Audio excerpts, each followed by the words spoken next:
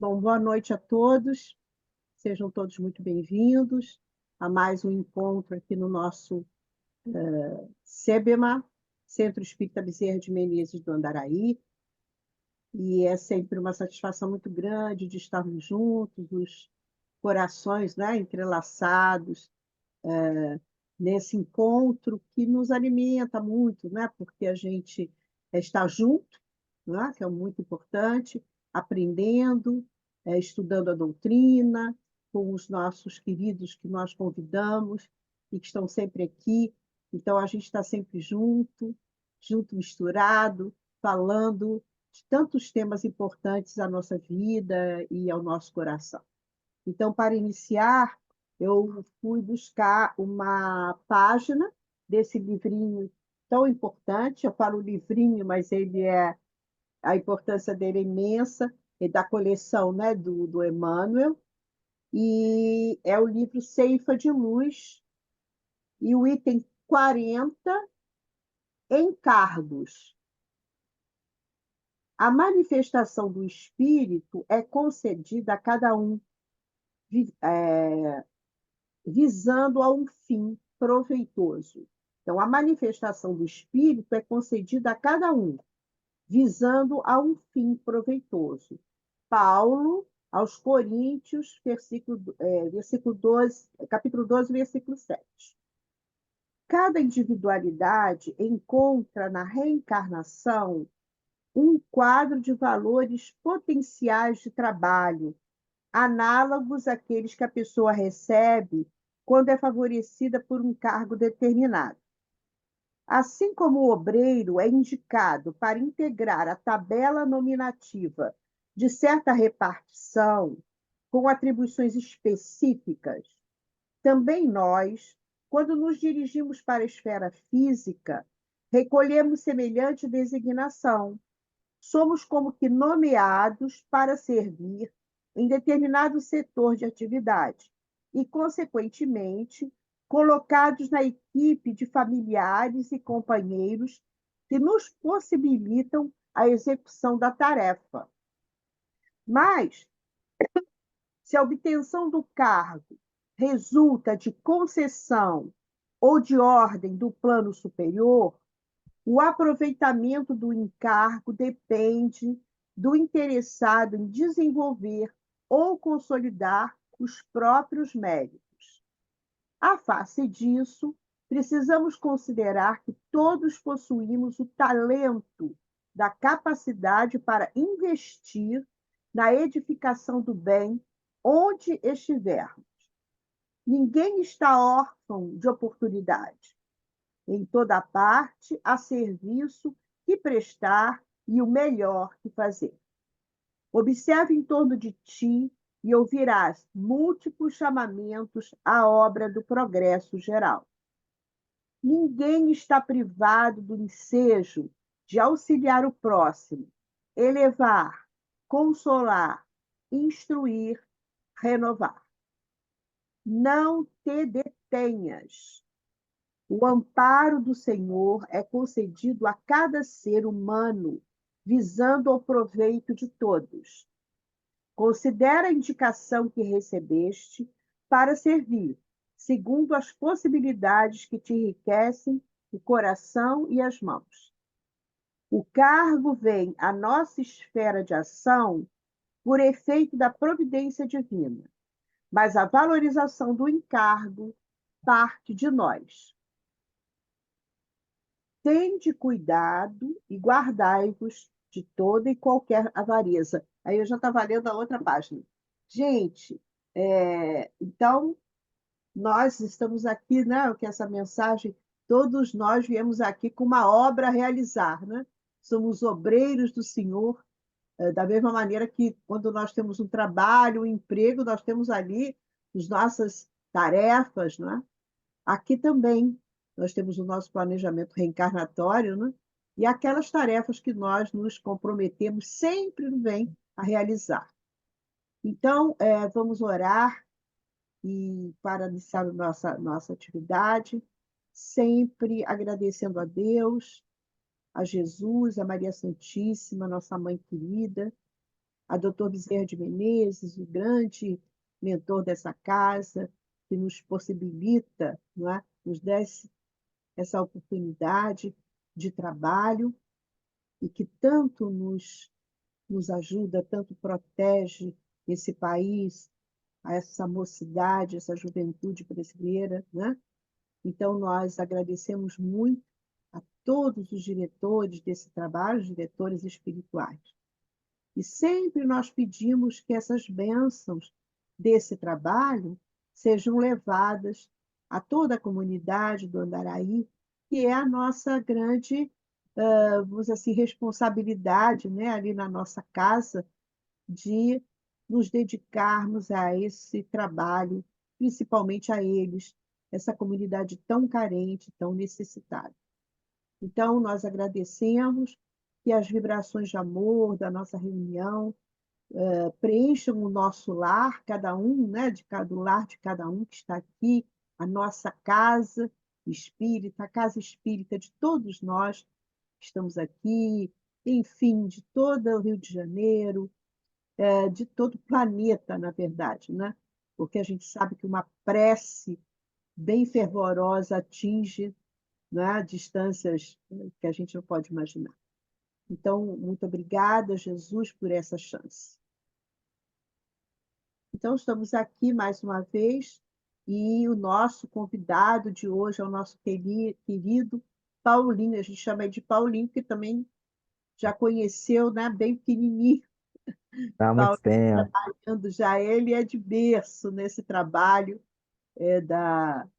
da nossa movimento espírita, né, lá do Ibirajara, em especial, né, onde nós nos conhecemos tanto. Então, são laços afetivos já de muito tempo. E Paulinho, então, topou falar conosco sobre o capítulo 25, o item de 1 a 5, lá do nosso Evangelho segundo o Espiritismo, ajuda-te a ti mesmo, que o céu te ajudará. Então, Paulinho, muito obrigado por aceitar o nosso convite. Tem a palavra. Eu que agradeço o carinho de sempre e a oportunidade, né? Hum, Que a gente que é convidado assim, acho que a gente é o principal beneficiado, né? Que tem que é, sentar, estudar, buscar informação, refletir, né? Ou seja, a gente fica meio que na obrigação, né? Tem que ler, tem que estudar, tem que aprender, tem que se transformar, né? Para ter coerência naquilo que a gente fala. É, Julia, mas só me lembra aqui do nosso horário. A gente vai até. vamos até 20h15, 20h20, tá? Tá, Para a gente ter uns minutinhos para conversar. tranquilo. Bom, esse tema. Primeiro, boa noite a todos, né? Prazer enorme estar aqui com vocês. Que Deus nos abençoe e nos intua a gente ter essa troca da melhor forma possível. E eu queria deixar vocês à vontade também para conversar, para perguntar, para trocar dentro, né, do que vier aí na intuição ou na dúvida de vocês. Esse capítulo do Evangelho, eu não sei se todos estão com o Evangelho aí, ele trata o título dele é Buscai e Achareis, né? Então, dentro desse capítulo, Kardec optou por reunir três ensinamentos, né? Primeiro, que é ajuda-te a ti mesmo, que o céu te ajudará. Ou seja, para que eu receba algum tipo de auxílio, eu preciso ajudar primeiro a mim mesmo, né? O segundo é observar os pássaros do céu. Eu acho linda essa parte, né? Porque mexe muito com a nossa fé, né? Assim, cara, os pássaros não plantam nada, eles, né? Eles não têm uma roça, um terreno, né? Não tem. Eles não têm não cultivam, né? Ajudam a espalhar as sementes, mas não tem o cultivo. E eles não passam fome, né?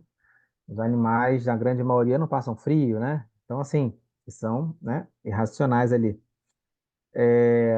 E por último, não vos afadigueis pela posse do ouro, ou seja, não cansar, né, pela posse do ouro. Então, Kardec colocou no início, ajuda-te a ti mesmo que o céu te ajudará. E começa com o seguinte trecho, né, que está em Mateus, capítulo 7, de 7 a 11. Pedi e vos dará, buscai e achareis, batei a porta e se vos abrirá. Porquanto, quem pede, recebe, e quem procura, acha. e aquele que bata à porta abrir-se-á. Qual homem dentre vós que dá uma pedra ao filho que lhe pede pão? Ou se pedir um peixe, dar-lhe-á uma serpente? E essa frase aqui, ela vai lá no fundo. Olha só o que foi, né, Mateus colocou ali atribuindo a Jesus.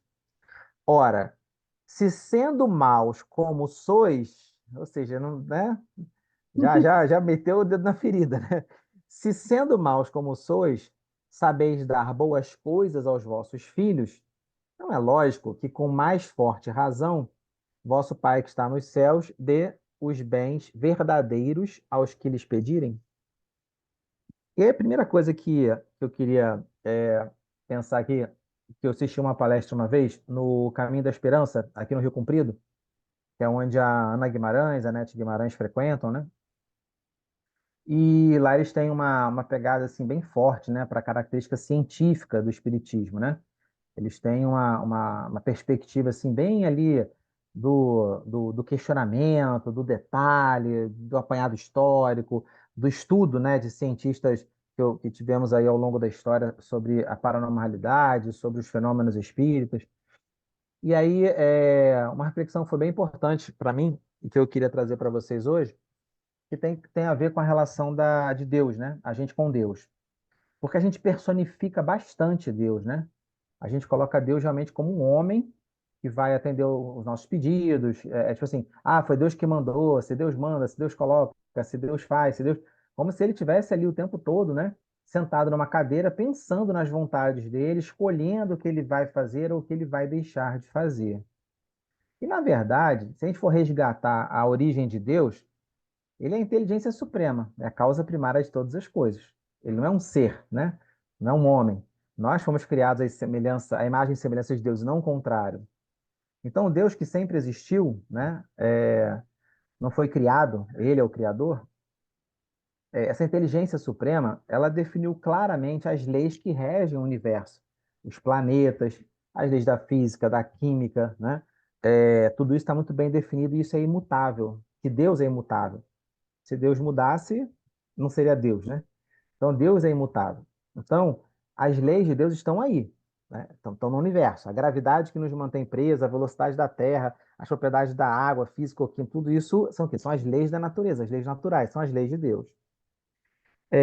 Então, quando a gente pensa, se eu pedir, eu vou receber, então quer dizer, quem não pede não recebe, Deus não estaria sendo injusto, né?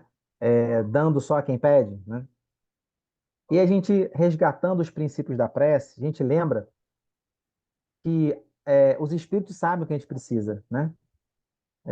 Os espíritos superiores sabem das nossas necessidades. A gente não precisa ficar contando para eles o que eu quero ou não quero. Eles têm nosso pensamento, né? Mas o ato da prece, ao pedir um auxílio, tem a ver com ato de humildade. Tem a ver com o ato de reconhecer as minhas próprias dores. E quando eu tenho a humildade de reconhecer as minhas próprias dores, de me compadecer com o sofrimento alheio, isso me traz alguma transformação moral. Então, até enquanto nós não conseguimos fazer da nossa vida uma prece constante, né, de gratidão e amor ao próximo, esses pequenos momentos que a gente reserva, né, para conversar com a espiritualidade, a gente expressar os nossos sentimentos de gratidão e de necessidade, vai nos promovendo, né, humildade, vai nos promovendo mais moralidade. Indo por essa linha, né? Se conforme eu vou evoluindo, conforme eu vou é, orando, trabalhando, eu vou evoluindo moralmente, o pedir e obtereis, ele se encaixa perfeitamente nessa proposta. Pedir algo não é se tornar um pedinte, né? Até porque nada, absolutamente nada nos vai ser concedido que não nos seja por mérito ou que não nos seja necessário. Então, assim, a espiritualidade muitas vezes ela se comporta como uma mãe, né? Como um pai de uma criança pequena. O pai pede uma barra de chocolate e a gente fala assim: não, você já comeu muito, não vou te dar outro chocolate, você vai passar mal. E acabou. E a criança faz birra, bate o pé, rola no chão, né? E a gente faz a mesma coisa, né? A gente fica assim: ai Deus, Deus não me atende, olha o que eu estou passando, eu não mereço isso. Tantos anos na doutrina espírita, fazendo estudo, palestra, meu Deus, eu passando por esse sufoco, cadê Deus que não está me vendo, né? na verdade, está agindo como uma bela de uma mãe, uma bela de um pai responsável que não vai nos conceder nada que vai nos atrapalhar mais do que nos auxiliar de alguma forma. Então, o pedir, para a gente poder pedir alguma coisa, eu preciso me ajudar, eu preciso estar melhor, para ter direito a algo melhor, né? E aí, na sequência, Kardec ele começa esse aqui foi a fala de Kardec, né? Foram os comentários de Kardec. Ele coloca o seguinte, é, no item 2. Do ponto de vista terreno, a máxima buscar e achareis é análoga a uma outra. É, buscar e achareis, ajuda-te a ti mesmo, que o céu te ajudará. Ou seja, se eu me ajudo, se eu busco, eu acho, eu encontro, eu recebo. E aí Kardec traz uma reflexão muito importante, que ele fala o seguinte: isso nada mais é do que a lei do trabalho e a lei do progresso na sequência. Então, ajuda-te que o céu te ajudará, né? Se eu trabalhar, eu vou receber algum tipo de benefício. A gente cai na lei do trabalho. Quando eu trabalho, né, incessantemente, eu progrido. Aí eu caio na lei do progresso. Então, o Kardec coloca aqui que são as duas leis, que é uma consequência natural. Então, se eu não trabalho, eu não recebo. Se eu trabalho, eu recebo. E se eu peço e for meu mérito, eu recebo da mesma forma, porque eu talvez recebesse até mesmo sem pedir. Mas por ter pedido e ter o mérito, eu consigo identificar o recebimento. E nem sempre esse benefício recebido ele é da forma e do jeito que a gente quer, ou do que a gente acha que é necessário, ou do que a gente acha que vai nos favorecer de alguma forma, né? É, tem uma historinha, né, que fala de um homem que estava passando por uma estrada e de repente assaltantes, né, chegaram, tentaram assaltá-lo, ele saiu correndo, os assaltantes vieram correndo atrás dele, ele correu, correu, correu, correu, e ele ficou o tempo todo pedindo a Deus, né, para que desse um caminho, uma inspiração de como é que ele ia sair daquela, que ele estava ficando cansado, que ele não conseguia mais correr. E de repente ele viu assim um buraco no meio da mata, né? Ele se jogou ali naquele buraco e apareceu uma aranha tecendo ali uma teia, né, na entrada daquele buraco ali, fazendo uma teia, uma teia. E ele falou: Deus, eu te peço ajuda, por que tu não bota um muro? Tu me botou uma teia de aranha, eles vão me ver aqui, né? E aí, de repente, os assaltantes passam, olham um buraco. Será que ele entrou aqui? Não, não, tá cheio de teia de aranha, não tem ninguém aqui, vambora. E seguiram adiante, né? É... Essa historinha é bacana, a gente conta em infância, em juventude, né? Porque muitas vezes a ajuda vem pra gente no tamanho, no formato, no tempo que a gente necessita, né? Não no formato, no tempo, no tamanho que a gente gostaria que fosse. Porque certamente se viesse, seria a nossa desgraça e não o nosso progresso, né? Porque se eu pensar assim, Deus, estou com dívida, preciso de grana, me ajuda a ganhar na loteria. O que que eu vou aprender exatamente com isso, né? Agora, Deus, estou com dívida, preciso de grana, me mostre um caminho onde eu possa ganhar os recursos materiais necessários. Aparece um emprego, aparece um cliente, aparece uma oportunidade, né? Aparece alguém convidando para fazer alguma atividade remunerada.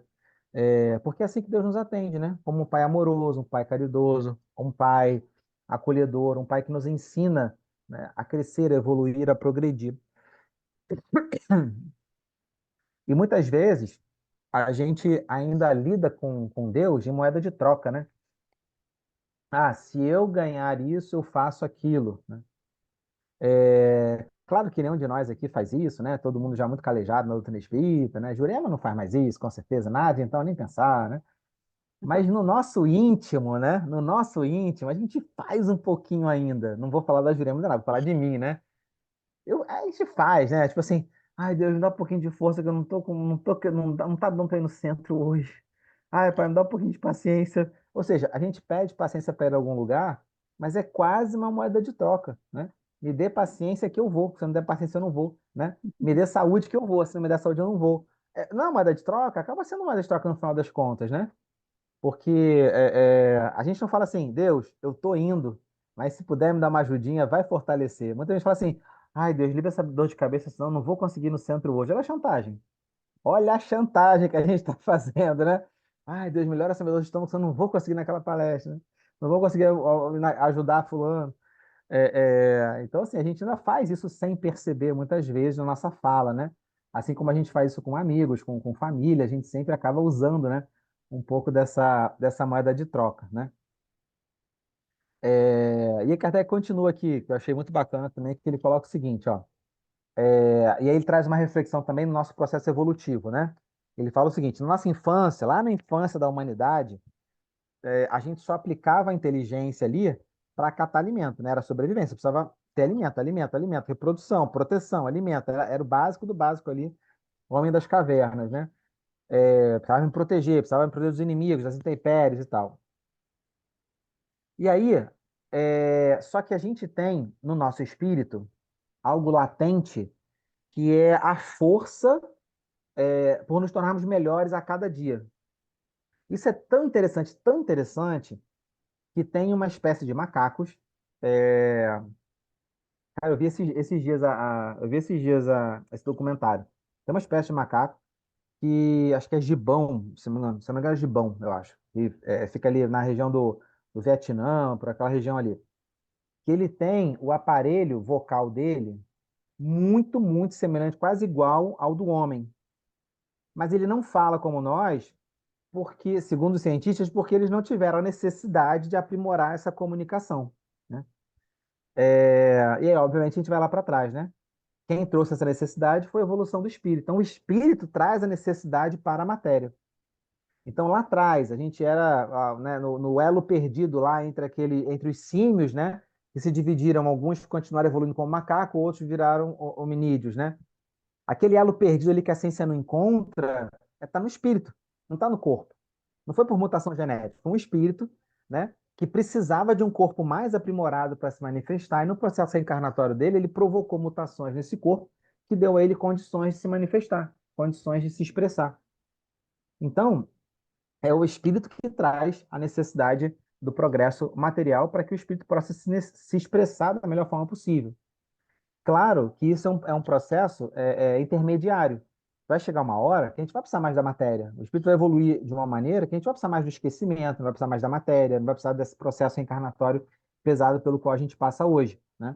Mas enquanto a gente precisa, a matéria, a evolução da matéria favorece a evolução do espírito, né? Conforme a gente evolui, por exemplo, nos tratamentos médicos, a gente favorece que aquele espírito se adapte melhor a uma limitação física orgânica por expiação, por prova. Quando a gente desenvolve uma tecnologia que favorece a troca humana, o contato, o desenvolvimento do conhecimento, da ciência, a gente está trazendo o progresso de entendimento da realidade espiritual. E cada vez mais que a ciência evolui, mais ela se aproxima de Deus, né? Mais ela entende ali a compreensão de uma inteligência suprema, né? Uma causa primária ali de todas as coisas. Outro dia eu vi um cientista, um garoto, um menino, né? Famoso aí pela internet, faz experimentos de física e tudo. Ele perguntaram para ele, né? Você acha que existe vida nos planetas, né? Aí ele falou, olha, se eu pensar na minha crença em Deus, aí ele, assim, eu acho que ele é evangélico, né? Ele falou assim, eu acho que não, porque na Bíblia, né? Não fala.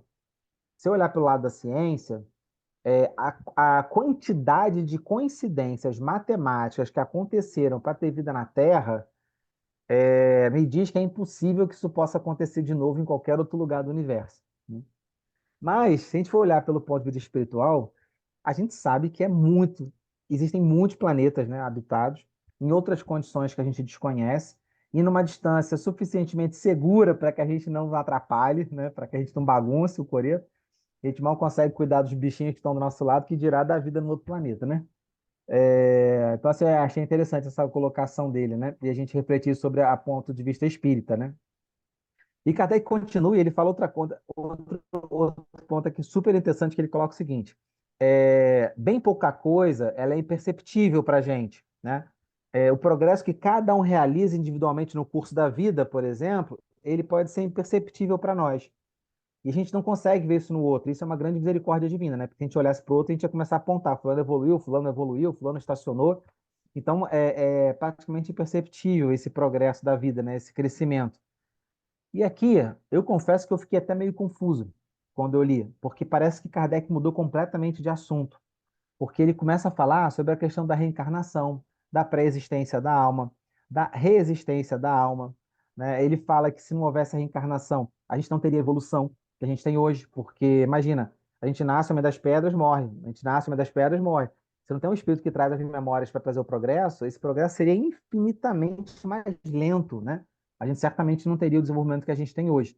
Então, só mesmo a reencarnação, né, que consegue nos trazer clareza sobre isso, né? Claro que pessoas não vão concordar com isso, mas é uma questão da gente parar, olhar e buscar lógica sobre isso, né? Não tem como fugir muito disso. Então, Kardec ele coloca isso, né? Como é que a humanidade pode progredir sem reencarnação? É mais um argumento que a gente traz. E eu fiquei tentando buscar a ponte, né? O que Kardec estava querendo dizer, o que isso tinha a ver com buscar e achareis, né? E aí começou a vir a clareza disso, que assim, não é só buscar e achar, não é só buscar ajuda, né? Mas é buscar o conhecimento. Então, quando a gente fala assim, por exemplo, ajuda-te que o céu te ajudará. Eu quero ajuda, mas que tipo de ajuda que eu quero? Eu quero ajuda material, eu quero ajuda espiritual, eu quero ajuda de cura, eu quero melhorar minha alma, eu quero melhorar meu corpo? Ou eu quero conhecimento, clareza e lucidez para que através desse conhecimento, clareza e lucidez, eu possa progredir? Que tipo de ajuda que eu estou buscando? Que tipo de busca que eu estou fazendo? Porque se eu parar para pensar, quando eu adquiro um conhecimento acerca da minha realidade, eu ganho um progresso que não vai ser nunca mais tirado de mim, porque eu não retrocedo. Então, se eu estou buscando algo momentâneo, né? Por exemplo, uma cicatrização de uma ferida no meu dedo, isso vai cicatrizar e acabou o assunto. Mas eu posso cortar o dedo de novo, né? Agora, o que eu adquiri de paciência, o que eu adquiri de progresso espiritual, o que eu adquiri de conhecimento, né, espiritual, isso eu não perco. Isso não volta para trás, eu não vou perder isso. O meu corpo físico, ele pode trazer limitações que não vão permitir que meu espírito se manifeste plenamente, né? Eu posso vir com uma deficiência de ordem mental, de ordem física, muscular, enfim. E aí isso traz limitações para a manifestação plena do meu espírito. Mas todo o meu progresso espiritual obtido até aquele momento, ele não se perde. Ele simplesmente vai ser colocado em prova, mas perdido ele não vai. Então, o ajudar a si mesmo, que ele coloca, né, que tem a ver com buscar e achareis, que é praticamente sinônimo, o que que eu estou buscando? Essa acho que é a grande pergunta que a gente precisa refletir e se perguntar. Eu estou buscando sanar minhas questões materiais, eu estou buscando sanar a perpetuidade da minha matéria, eu estou buscando a minha estabilidade material, emocional, eu estou buscando ajudar o próximo. O que que eu estou buscando? Estou buscando conhecimento? O que que eu estou buscando? E aí foi quando eu consegui fazer essa ponte, né? Porque ele estava falando de reencarnação, que é justamente buscar o entendimento, né? De quem nós somos, de onde nós viemos, para onde nós estamos indo. Inclusive com esse progresso que é quase imperceptível que a gente tem. Então, ele coloca o seguinte, que se a gente tivesse ficado isento do trabalho, nós não teríamos desenvolvido nosso corpo, teria se atrofiado. O primeiro trabalho foi o trabalho da matéria, foi o trabalho da luta, foi o trabalho da busca, da coleta, né, da caça. E hoje a gente se dedica mais a trabalho intelectual. Por isso que a gente começou a ter que construir academia, né? A gente não fica mais correndo atrás de bicho, a gente não fica mais subindo nas árvores para coletar nada, a gente fica sentado atrás de um computador o dia inteiro. Então, se não tiver uma academia para exercitar o corpo, ele atrofia, né? Se eu não buscar fazer caminhadas, exercício, ele atrofia. Então, assim, o que que eu estou buscando? De novo, né? Eu estou buscando a acomodação ou eu estou buscando o cuidado, né, desse corpo importante de ferramenta que Deus nos deu, né? E aí o que eu achei também bacana, porque os espíritos sempre dão essas puxadas de orelha na gente, né? É que ele coloca o seguinte: em virtude desse princípio, ou seja, baseado nesse princípio, os espíritos não acorrem, né, não deixam de poupar o homem ao trabalho das pesquisas. Aí a gente fala assim, poxa, mas os espíritos podiam trazer umas coisas mais prontas para a gente, né? Dar umas revelações aí. Já pensou? Você psicografar ali o processo de constituição de uma vacina, né? De um remédio, uma medicação, não seria muito mais fácil isso? A gente sabe que poderia ser assim.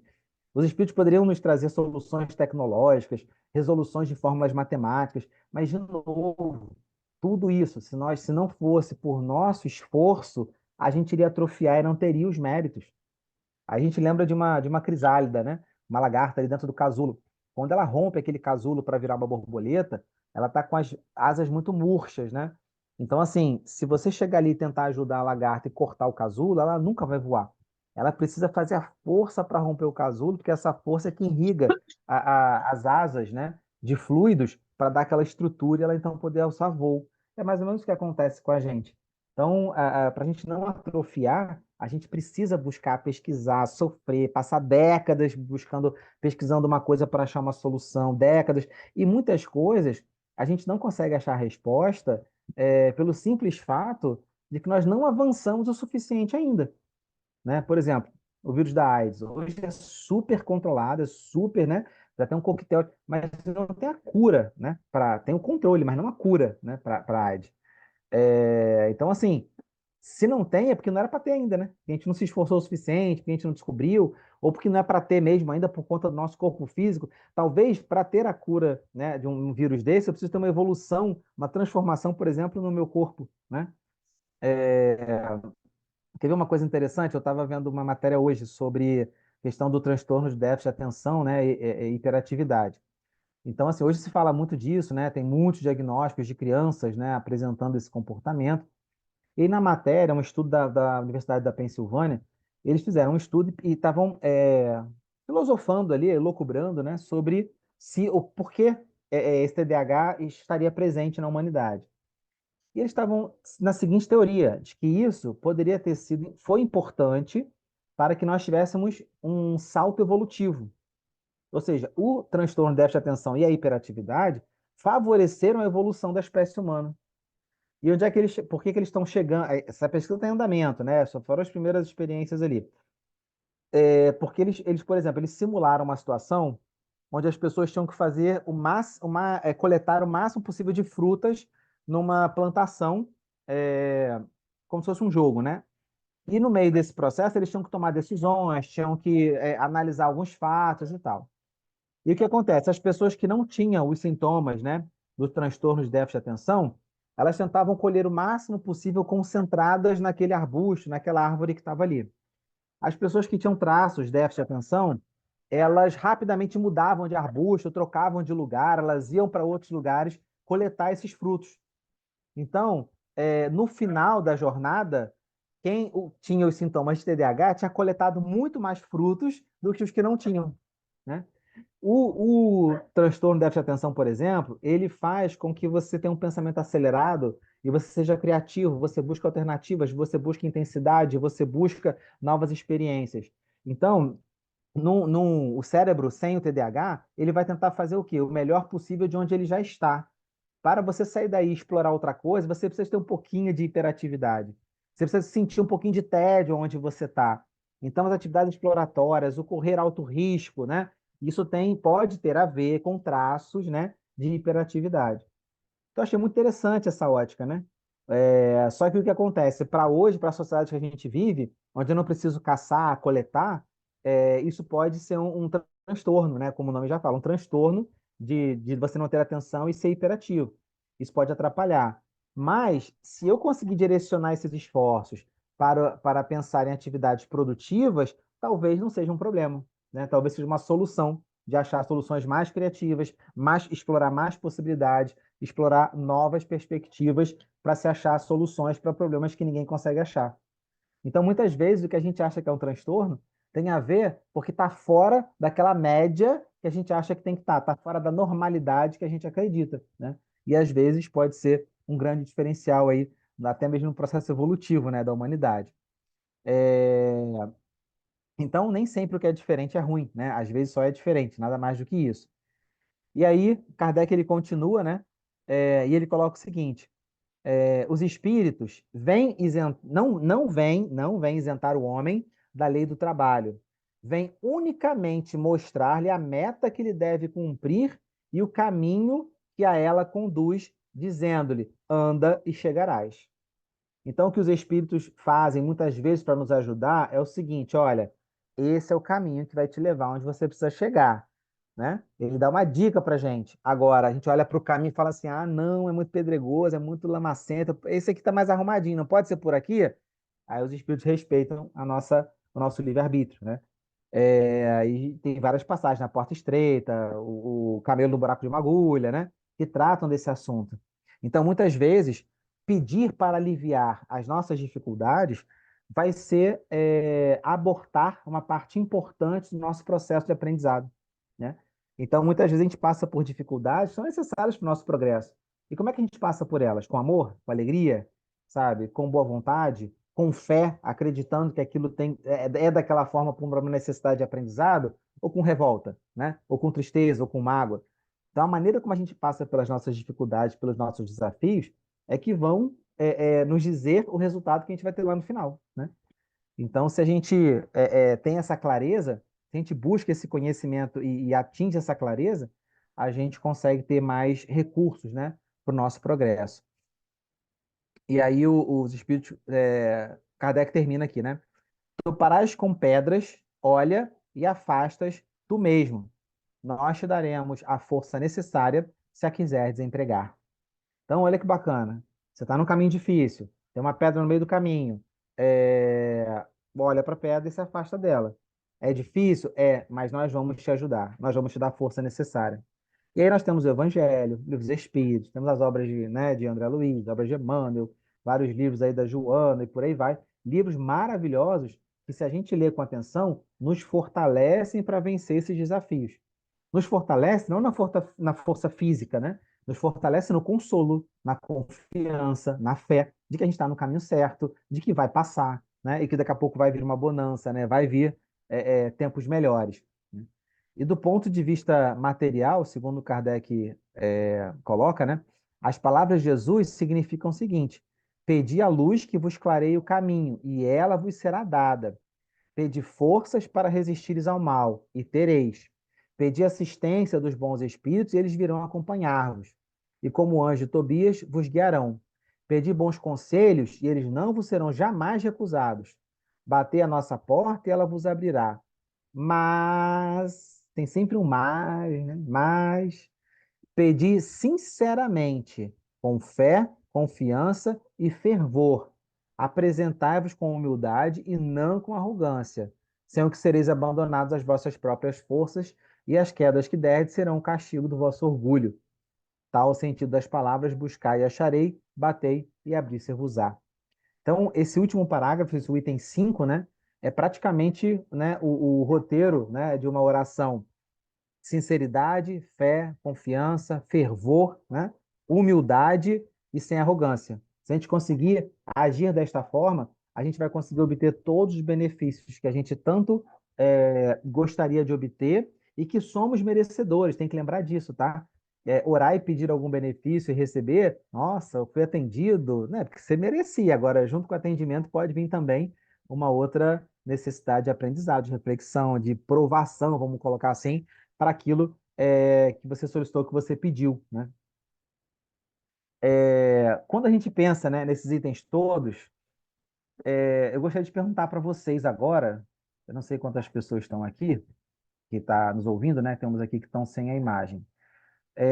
Eu queria pedir que vocês manifestassem, né? Falassem, abre o áudio de vocês aí, fala comigo. O que que você está buscando? O que que você acha que na intimidade do seu espírito você está buscando? Quem é que levanta a mão? Fale só quem sentiu o coração para falar, tá? Não se sinta obrigado. Quem levanta a mãozinha? Esse, esse povo é fogo, olha lá. Cadê a Não, mãozinha? Paulo, pode pensar. É uma pergunta Paulo, aqui, né? Paulo já levantou a mão, olha lá. Opa! Eu vou Fala, responder Pedro. a pergunta e vou fazer uma pergunta. Reforma íntima. Estou procurando a reforma íntima. E eu gostaria de que você me explicasse o que ele cita aqui, Kardec, como o anjo de Tobias. Você já ouviu falar nesse anjo de Tobias? Vocês já ouviram Eu, falar? eu já, mas eu vou ser sincero, eu não fui pesquisar. Sim, não, Deixa eu ver sim. uma coisa aqui. Esse passou de mim. Deixa eu ver aqui, ó. Ver se eu Não, não acho aqui. precisa. Ver se alguém tem Alguém conhecimento. sabe o anjo de Tobias? Você sabe, Pedro Paulo? Fala aí. Não, sei, sei. Esse anjo de Tobias só tem na Bíblia Católica. Inclusive, a Uhum, Federação editou um livrozinho. O anjo de Tobias é um espírito que se materializou para acompanhar um filho numa viagem.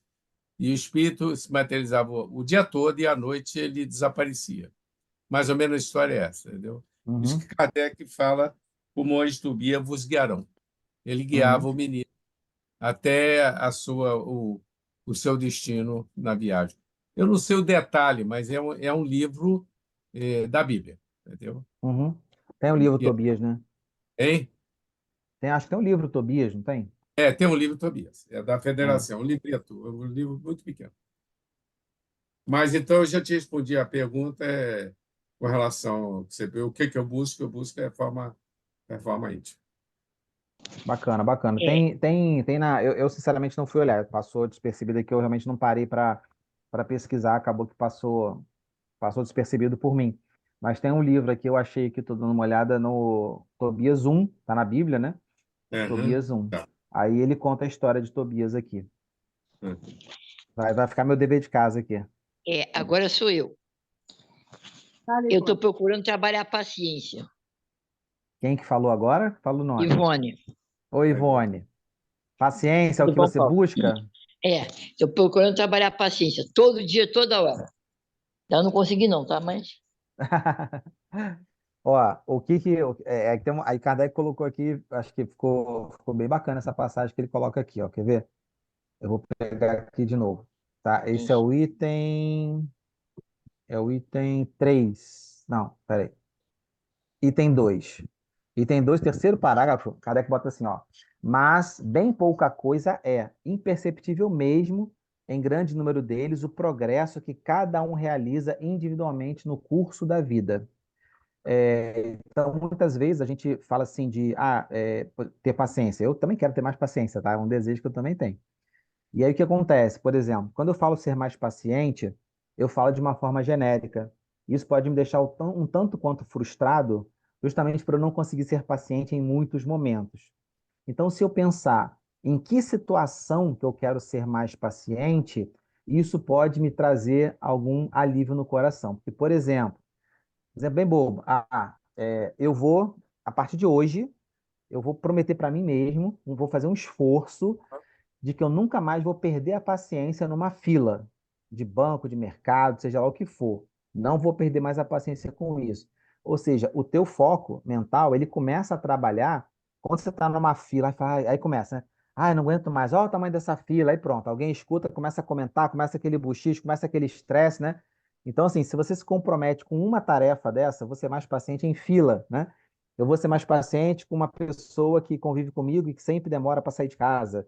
Eu vou ser mais paciente com aquele companheiro lá da casa espírita, que é como aquele companheiro me irrita, né? Então, se a gente escolher uma coisa onde eu vou ser mais paciente, a minha chance de sucesso ela é muito maior. Muito É, maior.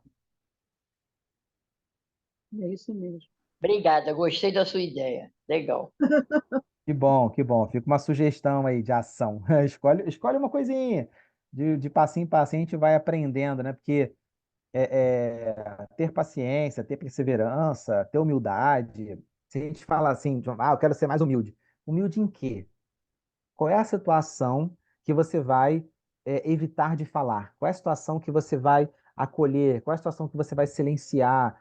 Se a gente não começa a pensar de uma forma mais específica, a gente fica no generalista. O generalista sempre vai ter gente frustrado, porque eu posso ter melhorado, por exemplo, eu posso ter melhorado muito e nunca mais ter discutido numa fila, mas eu continuo impaciente com alguém da minha família. Pronto, eu continuo achando que eu não progredi nada. Poxa, mas eu já evoluí, eu já sou bom, eu já não perco mais a paciência em fila. Eu já não perco mais a paciência em trânsito, eu já não perco mais a paciência em não sei o quê. Então, assim, são pequenos exercícios, né, que a gente vai fazendo e vai conseguindo progredir, né? Muito bacana. Ângela, o que você anda buscando, Ângela? Vou chamar quem eu estou vendo aqui, ó. Ângela, tudo bem, Ângela? Boa noite. Tudo bem, boa noite. Já me roubaram, porque a paciência é uma coisa que eu sinto que eu tenho que trabalhar, mas não em relação a uma pessoa só, né? Uhum, São algumas pessoas. Eu acho que são as pessoas que estão mais perto, entendeu? É a minha mãe, que vai fazer 100 anos em setembro, que está muito uhum, difícil, né? Com tudo que implica, com cuidados, sim, com, imagino. com tudo, né? Então, Uhum, ela é meu foco principal, mas não sou ela. Eu tenho um sim. companheiro, que o Pedro Paulo conhece, não está aqui, mas quando está também tenho tido vários embates que eu tenho que respirar fundo para ter paciência com ele. Aí É isso. ele não estando, eu saio com uma vizinha, com uma amiga que vai à feira fazer compra. Ela é uma pessoa muito difícil, Eu estava conversando com uma amiga comum, ela disse, meu Deus, ela está com um olhar, ela está difícil, ela tudo, ela não, negativo. Você sai para espairecer e ela tudo, não, que é isso aí, não, isso aí está ruim, isso aí é muito caro.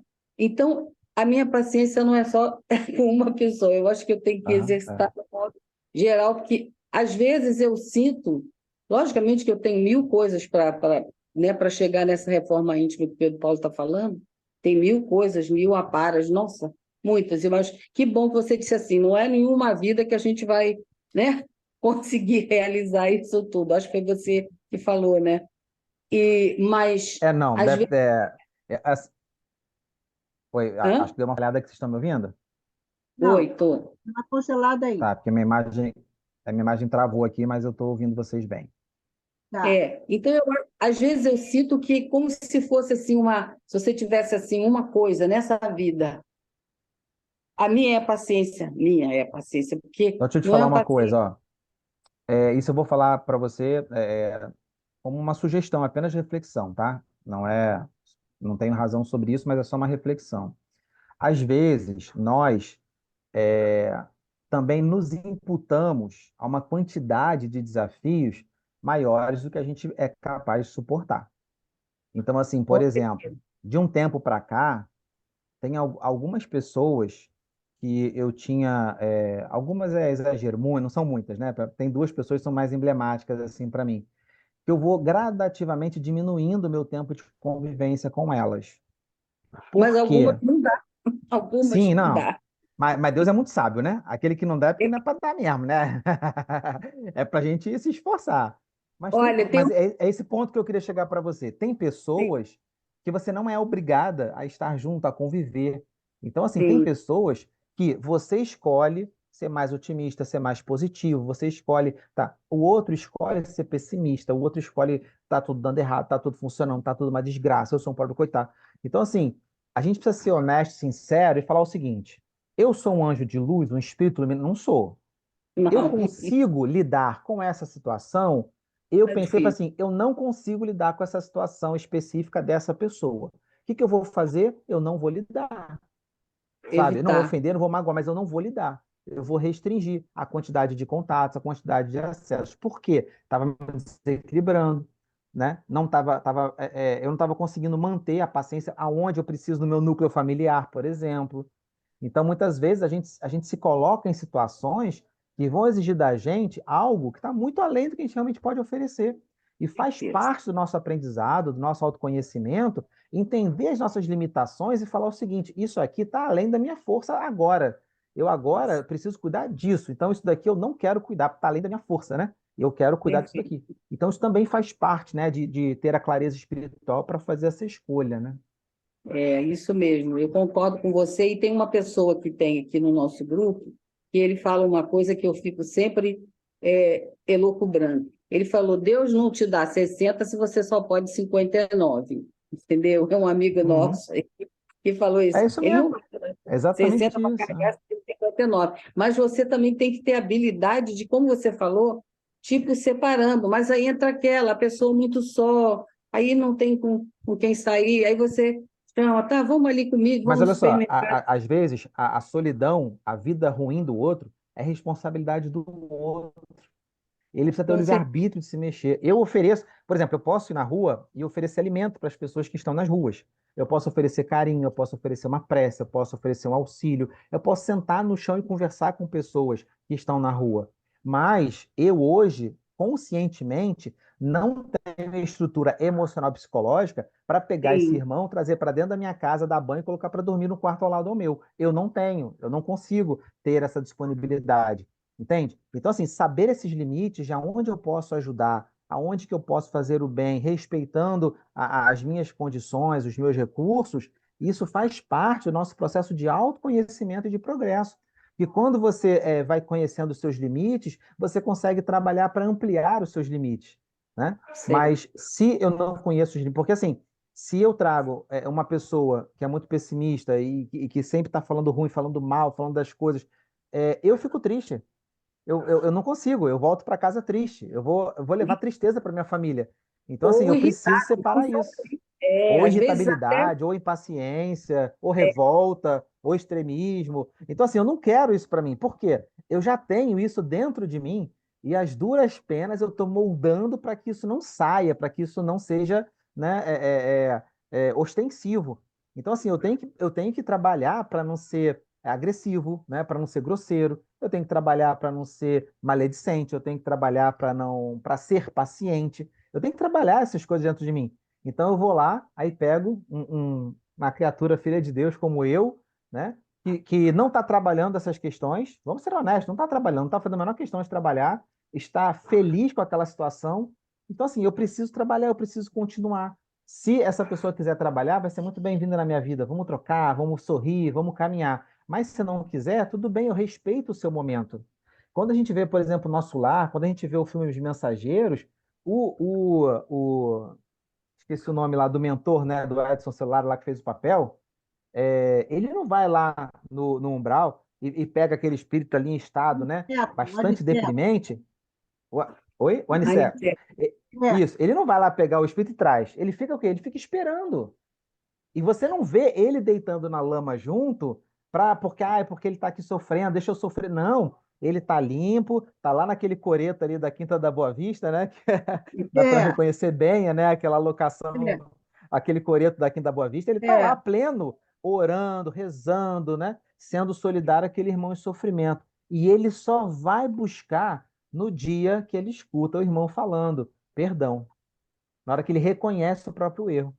Então, a gente precisa fazer a mesma coisa. Porque assim, eu tenho filhos, tenho meus pais para cuidar. Então, eu preciso estar melhor. Então, pelas pessoas que não querem estar melhor, eu faço o quê? Eu oro, eu auxilio dentro das minhas possibilidades, das minhas capacidades. E claro, eu estou falando uma coisa aqui que assim, é um julgamento, né? O outro não quer melhorar. Mas a ideia não é julgar o outro, mas é assim, eu não tenho recursos para auxiliar uma pessoa que precisa de auxílio. Por exemplo, se é uma pessoa sangrando na rua, eu não vou cuidar da ferida dela. Eu não sei fazer isso. Eu não tenho esse aprendizado. Eu vejo a pessoa passando mal. Outro dia eu estava entrando na farmácia, tinha uma menina bem magrinha vendendo chiclete, ela começou a vomitar, vomitar, vomitar. Falei, gente, o que eu vou fazer? O que eu posso fazer? Eu pensei, se fosse a minha filha fazendo, o que eu faria, né? Aí eu falei assim, bom, álcool, né, para limpar as mãos ali, para virose.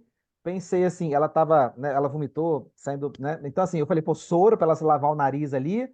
Fiz um kitzinho como se eu fosse fazer para uma filha. Assim, era o melhor que eu podia fazer, mas eu não podia fazer um diagnóstico, eu não podia dar uma medicação, eu não podia fazer nada.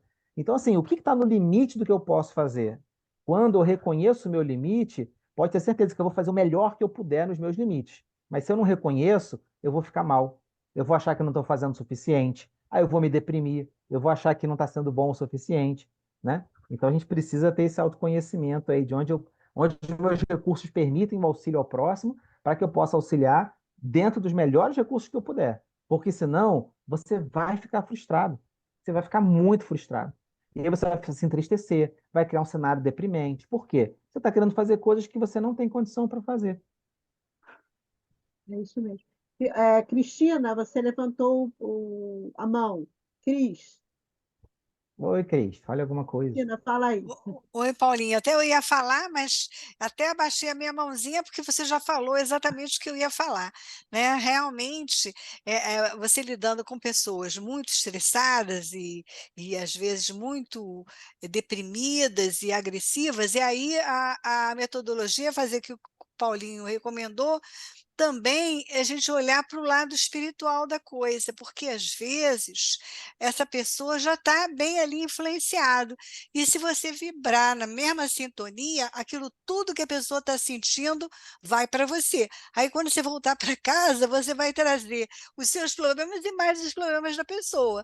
Então, nesse aspecto, você tem que fazer um isolamento espiritual. Você, é claro, vai ser solidário, vai ser paciente, vai ser interessado no problema da pessoa, mas também procurar, num certo ponto, procurar ficar em oração. É claro que é difícil, mas a gente se liga ao nosso protetor espiritual, ao nosso anjo da guarda, para ficar longe daquela influência, porque contamina, né? O bem contamina. Se tiver uma pessoa fazendo bem, sorrindo, alegre, aquilo contagia todo mundo. Mas também o mal contamina também.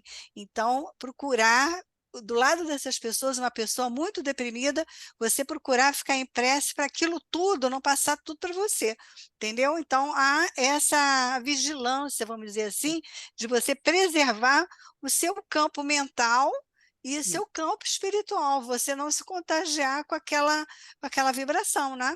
Concorda, Paulo? Exatamente. Sim, o próprio livro Nosso Lar, né, tem uma hora que os guardiões ali, né, da colônia, eles não permitem que alguns espíritos entrem lá, porque eles olham e falam assim, olha, na vibração que esses espíritos estão, eles vão atrapalhar toda a colônia. Nós não podemos auxiliá-los, nós não podemos ajudá-los, né? Isso é muito claro. Então a gente precisa fazer isso na nossa vida também. Imaginar que assim, dentro dessa minha colônia, né, interna minha aqui, da minha colônia espiritual, quem que eu quero que entre ou não entre nessa colônia? Porque eu não vou dar conta, aceita, eu não vou dar conta. Eu vou entristecer, eu vou deprimir, sabe? Então, assim, se eu não dou conta disso, por que que eu vou querer assumir essa responsabilidade? E aí é aquela história, se eu não me ajudo, né? Exatamente. É o tema, né? O Eu tema é sei, esse, né? Ajuda-te, né? Que o céu te ajudará. Então, assim, se eu não me ajudar, Jesus é assim, ama teu próximo como a ti mesmo. Ou seja, você não vai conseguir amar o teu próximo em plenitude se você não amar a si. E para amar a si, muitas vezes você precisa sim dar um basta, colocar limites, porque é triste você olhar alguém e ver que ela está sozinha, mas ela está sozinha às vezes por escolha dela, porque ela se permitiu ficar naquele caminho. Eu posso dar um conselho, eu posso fazer um convite para fazer alguma coisa, eu posso ofertar um livro, uma mensagem, mas em todo momento, o livre-arbítrio do outro é que vai determinar quando que ele sai daquela condição. Eu posso aliviar a dor e o sofrimento do outro, mas eu não posso mudar o outro. Ninguém aqui pode mudar ninguém. Então, se eu não tenho recurso para mudar o outro, o que que eu posso oferecer? Um olhar, um abraço, um carinho, uma prece, uma oração? Oração, gente, é muito forte. O poder da oração é muito forte.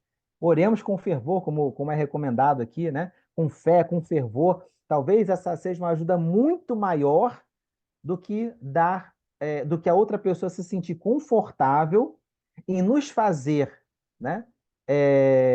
Eu ia usar um termo ruim assim de esgoto, né? Para colocar tudo que ela tem de ruim para fora. Então assim, eu não quero ser essa pessoa, entendeu? Tanto que às vezes a pessoa começa a falar comigo assim, eu falei, assim, claro, tem pessoas que a gente para, escuta, ouve com carinho, né?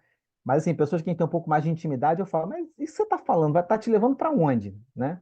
Tá trazendo o que de bom para você? Ah, só quer desabafar. Eu falei, então tá, então desabafa. Aí acaba, desabafou, beleza, e agora? O que que você vai fazer com isso, né? É, é, sabe? Não, só queria desabafar. Então, tá bom, desabafou. Mas o que que você aprendeu com isso? O que que mudou no teu comportamento? O que que você vai fazer de melhor amanhã? É cansativo, gente, é bem cansativo, mas é uma reflexão, um esforço constante, né? Pra gente, para todos nós. Paulinho, quero te agradecer muito, trazer para a gente essas Ah, eu que reflexões. agradeço. Olha, muito mesmo. E você estava aqui falando, e eu estava me lembrando que a Ângela trabalhou muito tempo no Lar Fabiano de Cristo, e Uhum. lá havia, quer dizer, porque fazer essa caridade, né? Ela precisa ela é uma ciência. Você precisa saber como fazer a caridade. A Cristina, ao longo dos anos, aprendeu, né, a lidar com pessoas. É uma ciência, é preciso muito cuidado, porque você precisa cuidar do seu próprio equilíbrio, né? Você tem que estar equilibrada, tranquila, para Existe poder uma ajudar o faculdade de outro. 5 anos de psicologia para você É, aprender a escutar o outro. é, 4 anos de serviço social para você aprender a ajudar o outro. A gente está exatamente. achando que vai Você tem que aprender assim. aprender, é uma ciência mesmo, É né? uma Eu me ciência. lembro que Cristina contou que uma mulher muito desequilibrada pedindo, foi lá para receber uma cesta básica, e ela recebeu a cesta básica, super necessitada e tal, mas ela não gostou, tinha coisas que estavam faltando na cesta básica para ela, né? Eu queria que tivesse Uhum, mais. uhum. E ela, quando chegou lá fora, ela rasgou o saco de fubá, fez aquela confusão. Então, imagina se você vai. Quer dizer, esse grande problema é dela, né? Quer dizer, imagina se a Cristina vai ficar magoada, vai ficar chocada. A gente fica meio chocada, né? Com a ingratidão, vamos dizer. É. mas a gente tem que Então, estar é falta de preparada compreensão do como outro ela ali. está para atender e entender, né? Entender que não foi o problema dela, é o problema do outro, né? Então, Tinha você um, sabe como saber lidar com tudo isso é uma é. ciência mesmo, exige técnicas para que você E sem possa se falar que muitas vezes a gente quer ajudar o outro em é, condições que ele não quer ser ajudado, né? é, E eu acabo violentando o livre-arbítrio do outro, querendo dar para ele coisas que ele não quer receber. é, é difícil mesmo. A gente que trabalha, nós já trabalhamos com grupos, né, com crianças, com jovens, e que a gente, assim, você pode olhar e dizer assim, nossa, mas que gratidão, e xinga o evangelizador, aquela coisa toda. Mas se a gente não está ali pronto, preparado para tudo isso, né, para entender isso tudo, né, você se desequilibra. Não tem Inclusive, assim, como. isso que você falou, a gente tem que tomar cuidado se eu não estou vivenciando isso como moeda de troca, né? Porque assim, eu É, estou indo lá evangelizar e quero que eles entendam isso. Eu não quero ser xingado, eu não quero ser maltratado. Se eu sou, acho, peraí, você está indo por quê? Você está indo para que a criança te agradeça ou você está indo porque você acredita que a tua ação pode é, contribuir de forma efetiva, talvez com 1 de 10, né? Então, assim, exatamente. por que que eu estou indo? Porque se eu. Ah, eu não venho mais porque as crianças são muito grosseiras. Então, você está indo É, por quê, né? pois Talvez seja o é. seu limite, mas talvez seja moeda de troca. É, é Ah, é muito complexo, difícil ser espírita, Juliana, pelo amor de Deus. é complexo. É muito difícil ser espírita. Trabalhar no bem é difícil, porque para nós, que nós estamos ainda seres dessa imperfeição nossa, é vencer uma série de situações nossas também, né? É, É isso aí. é sim. Paulinho, muito obrigado por essas. O que mais gostaria de Ah, falar? obrigado. Obrigado pelo Pode carinho. falar alguma coisinha? Ó, Elzinha mandou aí, capítulo 7, A Luta contra o Mal, de Boa Nova, como sugestão de Ah, leitura. a Elzinha está aqui com a gente. Nádia, quer falar alguma coisa? Nádia? Oi, Oi, fala. eu estava fazendo os destaques aqui. Não, primeiro esse buscar e obtereis, eu acho tão sério, porque muitas vezes a gente quer buscar alguma coisa, vive buscando alguma coisa, e aquilo não está no nosso merecimento ainda. Há que ter um amadurecimento e, e para que a gente possa pedir, né? Como você falou, oração é maravilhoso. Mas o que pedes? Né? Também tem um capítulo do Emmanuel, o que você está pedindo? Então, é um cuidado que a gente tem que ter. Agora, você perguntou, o que vocês sonham? Né? O que Vocês você. buscam, né? Hã? O que você busca? Que você busca? Aí a gente busca. Eu, por exemplo, busco cumprir as tarefas a que eu vim, né? Boa, Isso assim já é uma grande coisa. Se eu cumprir essa tarefa que eu vim, certeza. aí eu já tenho que agradecer a Deus, né? Porque a gente vai chegando numa determinada época da vida que você já sabe o que você tem que cumprir, né? E não adianta você dizer assim: ah, meu Deus, as coisas acontecem e os desafios vêm, os obstáculos vêm, e você diz: ah, eu mereço. Eu não gosto dessa frase. Eu mereço com aquele enfado, né? Com aquela raiva, ou com aquele cansaço. Não, a gente não merece nada do que não seja do nosso merecimento, né? Então, as coisas acontecem exatamente para a gente aprender, rebuscar, né? E, e trabalhar aquilo e tentar cumprir a nossa tarefa, o nosso dever a que viemos. A Jurema Lúcia fez uma pergunta aqui, né, Paulinho? Ela fez uma pergunta: como pensar antes de falar? Acho que é respira 3 vezes. Bebe Vamos um dizer, copo d'água. respira 3 vezes, Não, respira, assim, pensa e fala. assim, tem uma aspecto da neurolinguística, né, que a gente pode entender melhor essa resposta. Assim, como pensar antes de falar? Pensar antes de falar por quê? Porque você está estressado e é pensar para não dar a resposta torta, ou é pensar para não falar besteira no cotidiano? Depende do É. que é esse pensar antes de falar. Se é porque alguma coisa me estressou e eu preciso respirar para não dar uma resposta torta, responder à altura ou ser grosseiro, se for esse cenário, quando eu tenho que pensar antes, é porque eu já passei do ponto, né, de me acalmar na situação. Então eu estou fazendo o quê? Algo paliativo. Porque qual que é o cenário natural? É eu entender o que que me estressa. Então, por exemplo, quando alguém fala desse jeito comigo, isso me estressa. Se eu tenho essa clareza, quando alguém falar isso comigo, eu tenho a chance de não me estressar. Mas quando alguém fala, eu me estresso, fico nervoso e quero falar alguma coisa, aí eu tenho que controlar minha fala, olha como eu estou atrasado nesse processo de aprendizado e reflexão, entende? Então, assim, se eu tô atento e falo assim, gente, por que que eu me estresso? Ah, me estresso porque fulano falou aquilo. Falou por quê? Porque eu me senti desprezado, eu me senti pequeno, me senti frágil. Ah, eu quero me sentir assim? Não, não quero me sentir assim. E por que que eu me senti assim? O outro não falou isso para mim. É raciocinar sobre o que me causou aquela insatisfação. Aí, quando eu tenho esse raciocínio, quando alguém falar alguma coisa, eu falo assim, gente, que pena que ele pensa assim, porque eu não me vejo dessa forma. Então, você não vai mais ter que pensar para falar, porque você não vai ter mais o estresse, não vai ter mais a revolta, não vai ter mais aquela vontade de responder de forma grosseira, né?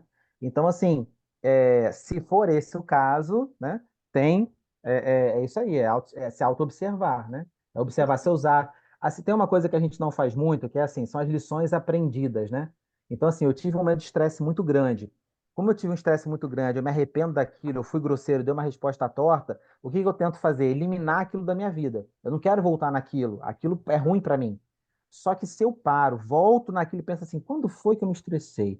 O que que foi que o outro disse que me tirou do sério? O que foi que aconteceu? Isso vai me gerar aprendizado e trazer maturidade para que de uma próxima vez eu estresse menos, e menos, menos, menos, menos, até o dia que eu não vou me estressar, porque aquilo não vai me tirar do sério, porque eu consigo desenvolver uma inteligência emocional de paralisar aquela situação antes que ela tomasse uma proporção que já não tinha mais controle, só me serviria ser reativo e não mais proativo, né?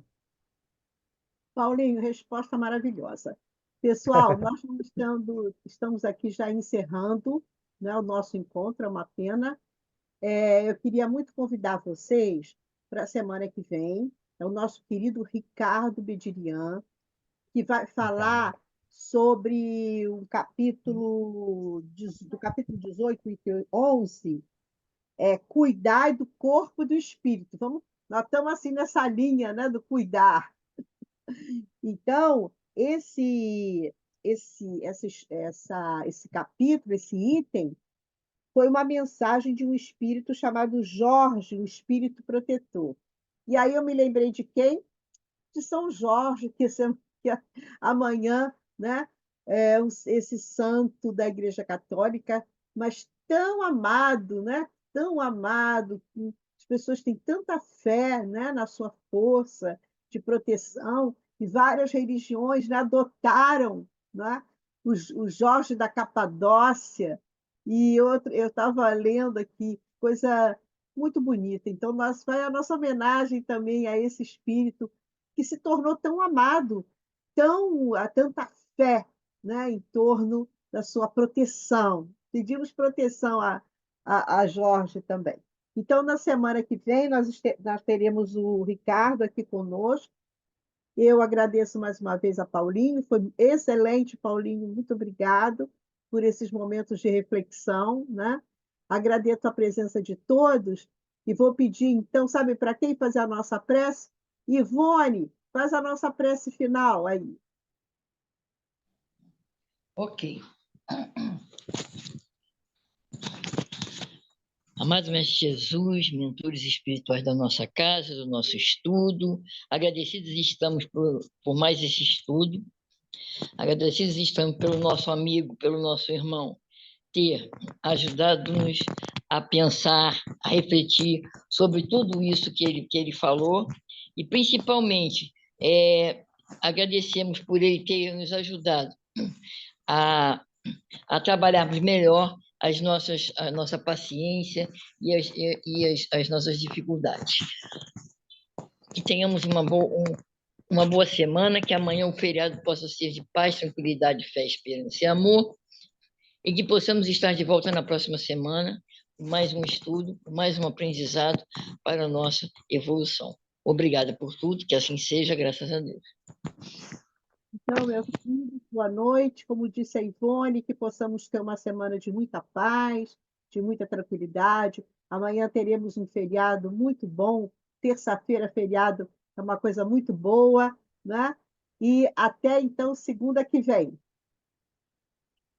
Beijo, Boa obrigada, noite para Paulinho. todos. Obrigado, Boa Paulinho. Tchau, noite. gente. Sim, Obrigado. Fica com tchau, Deus. sim. Uma boa noite a todos. Obrigada, Boa noite, Paulinho. Helena. Boa noite a todos. Boa noite a Obrigado. todos.